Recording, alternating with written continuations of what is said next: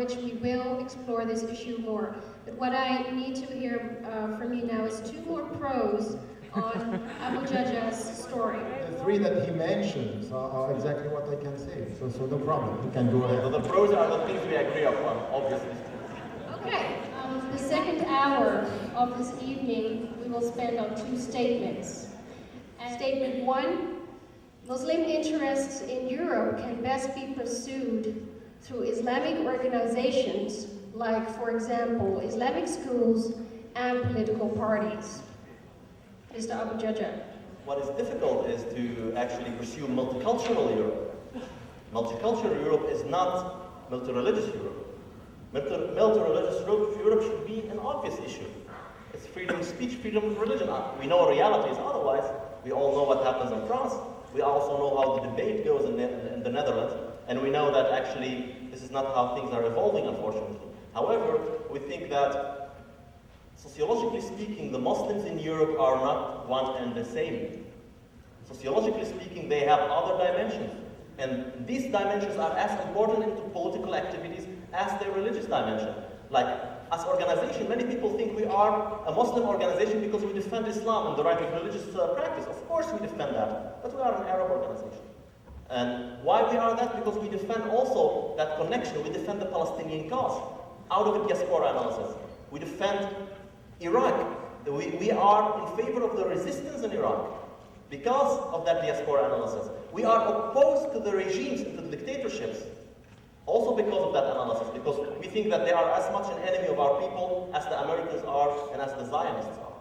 So that's why I think the interests of the Muslims in Europe is a very vague issue. There are interests that all Muslims have in common, and we are loyal to these interests. But there are other interests too.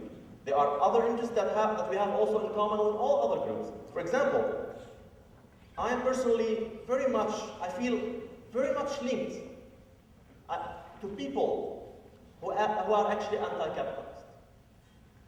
I feel people who are socialists, really socialists, not social democrats.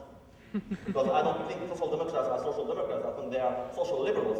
But real socialists are my brothers and sisters as well. People who say, I don't accept concentration of capital, are my comrades and my brothers and sisters. So I have with them also a common struggle. So you see, we have different dimensions, and here maybe we do not disagree. And one of these dimensions, the interest of Muslims, can be served by a Muslim organization called as such, but also the Muslims as a group, not as a group organized around Islam, but as a group organized around what we consider national identities, even if they are plural. These groups should, of course, also incorporate other interests that are maybe sometimes common to everybody living here, and I prefer interests common to a world global analysis. Positioning yourself in the world divide between, on the one hand, not the West and its civilization, and not Islam and its civilization, because I don't believe in that kind of clash, but positioning yourself in the international global divide between what I consider as forces of oppression, and in my analysis are the forces of the international capitalist system, and on the other hand, the people of the third world who are being victimized by that system.